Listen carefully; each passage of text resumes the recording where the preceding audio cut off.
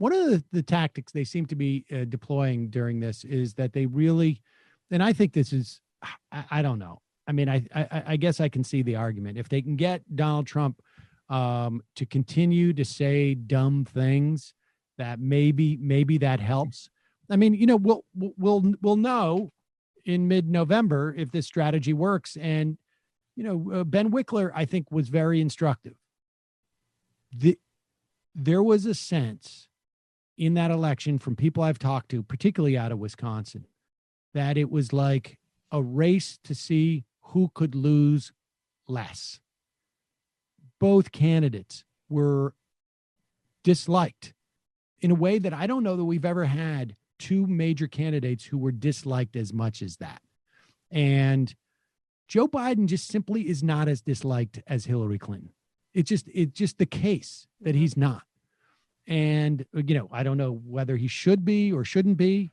I would imagine at least a percentage or a part of that is because he's a guy and she's a woman. They're both terrible. Ergo, sexism certainly plays a role.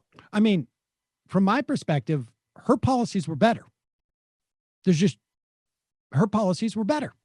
I mean, you know, and I don't know if she would have enacted them, but like Medicare buy-in at 55 instead of 60. I mean, you can go down the line.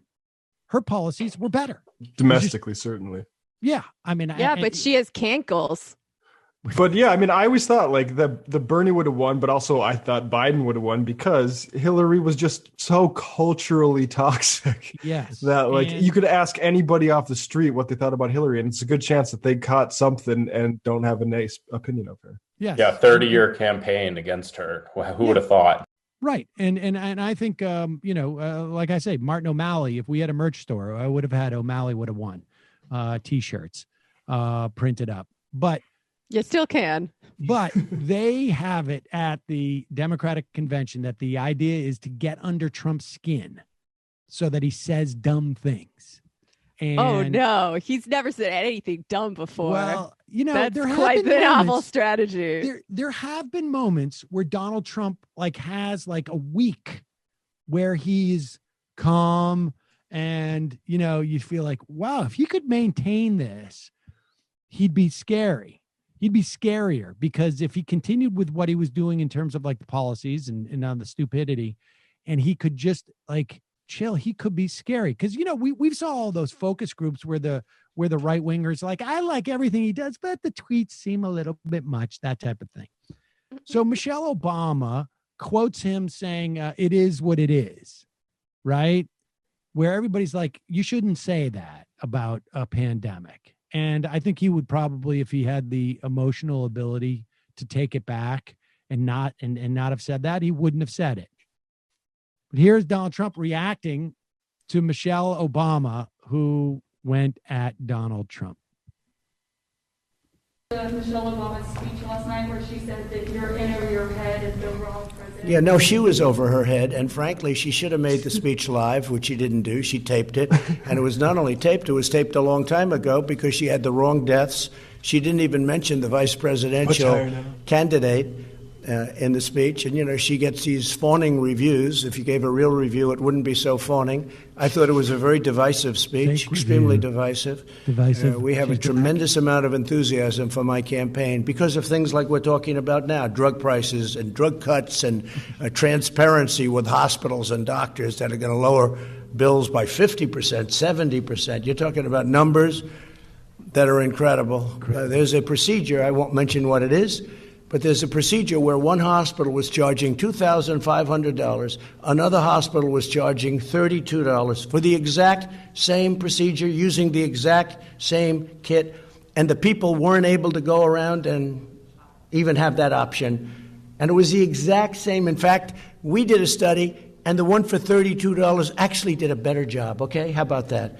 $2,500, $32, didn't do a and the cheap one did a better job using the exact same stuff. So that's what we're talking about. We're talking about numbers that are incredible.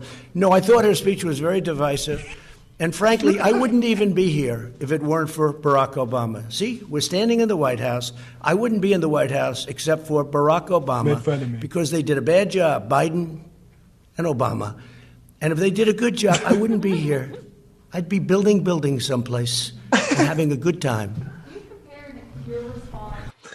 Oh, she really did get under his skin. I though, love how right? many different examples of things he has to complain about. Like, she should have done it live. She didn't have the right death numbers. It's much higher now. He didn't mention the VP. She like, didn't even get close to how many people. Just so many more people have died. it's actually 175 now. Yeah. It's like, and he's briefing himself on this somehow. He's talking to people about this. It reminds me of Without Nixon. Whenever Nixon finished a speech, half the Nixon tapes are Nixon calling people up and asking them what they thought of his speech. Like, hey, did it look? How do you think it came over? Trump. That's all Trump spends his time on too. All of it. He's it's mad. So mad, and it's so clear. I'm not even convinced that they didn't, plant that question. I'm impressed that he was able to keep it together talking about hospitals for that long. He made it like 50 seconds before That's his way. swinging Yes, back.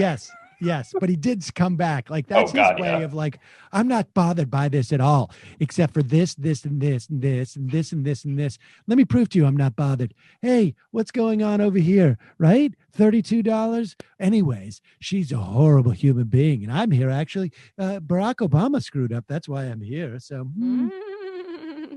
His life is such a seamless extension of his Twitter persona. It's amazing.